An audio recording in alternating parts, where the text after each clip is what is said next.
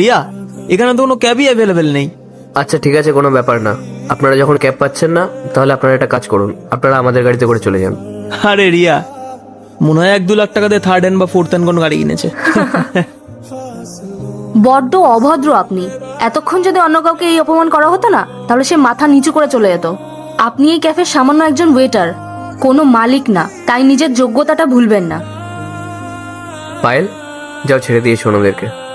দেখো পায়েল, এমনিতেও তো আমাদের তোমার সাথে যাওয়ার কোনো ইচ্ছা নেই, কিন্তু তোমার এই ওয়েটার হাজবেন্ডের কাছে কি গাড়ি আছে সেটা দেখার খুব ইচ্ছা আছে। চলো যাওয়া যাক। আরে কোথায় গাড়ি? এই তো এসে গেছে।